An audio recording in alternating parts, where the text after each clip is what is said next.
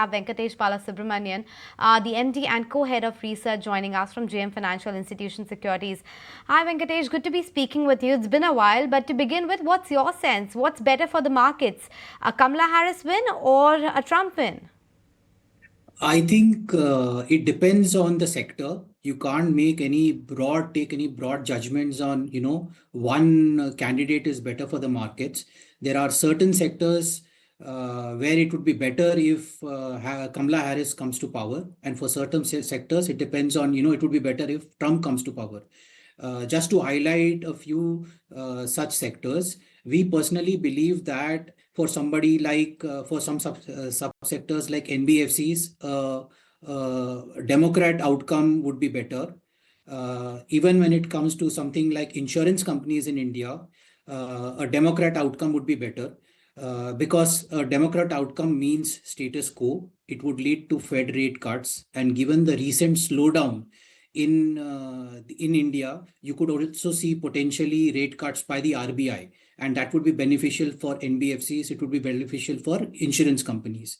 Meanwhile, Trump's position of imposing higher taxes on China, which is almost 60% or more, could be beneficial for the likes of exporters from India, which could be wires and cables companies, solar module exporters, even tile exporters from India, and even chemical companies. So it depends on the subsector. You can't take broad calls just on the overall market.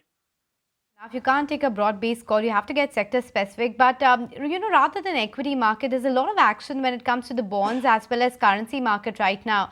What do you think a Trump versus Kamala win will mean for currencies as a whole? Okay. As I already told you, Democrat outcome would mean status quo.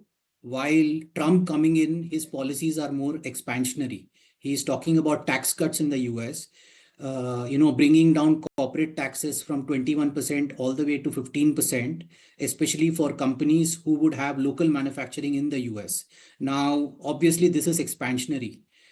This will lead to lower revenues that could increase public debt.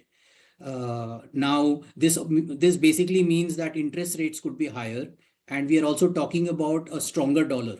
So Trump coming in basically implies higher interest rates in US and globally, and it could also mean a stronger US dollar.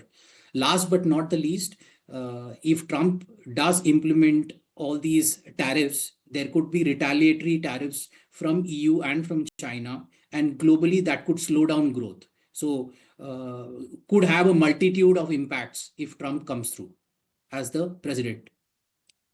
So assuming that Trump wins the US election, which are the top two sectors that could benefit the most, and which are the top two sectors that could get impacted the most? I mean, on the benefit side, most probably it is basically the likes of wires and cables, it's tiles, it could be chemical companies could benefit a lot, auto ancillary companies could benefit a lot. Now, on the negative side, obviously a Trump victory could be negative for the likes of NBFCs. It could be negative for the likes of insurance companies in India. On the IT side, I believe over time, what has happened in 2017, Indian IT services companies were extremely dependent on offshore workers to service the US demand. But according to our IT analysts, now the situation has kind of flipped. They have hired a lot of resources locally in US. Per se, we don't believe that the IT services numbers will get impacted. But as you know, Trump coming in could be a sentiment negative. Given that there are quite a few IT stocks which are trading almost one standard deviations above the mean. So in a negative sentiment, even though business might not get impacted, and with the backdrop of FII selling, some of these IT stocks could also correct. And if on the other hand, Kamala Harris wins the US election, which are the top two sectors that could benefit the most, and the two sectors that could get impacted the most?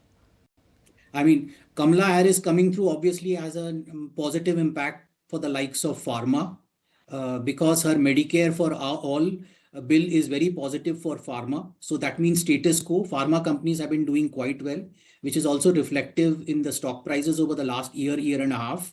So we think that will be beneficial for pharma. We also believe that NBFCs who have a fixed rate asset book in a declining rate cycle could do very well. So these are two sectors which could do very well under a Harris regime.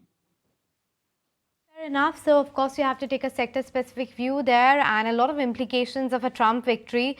While Kamala Harris, of course, will be status quo. Thanks, Venkatesh, for making time and speaking with us today. Very important factors to watch out for, and we'll perhaps reconnect when the verdict is out. But it might take a bit of a while before we get to that. I think we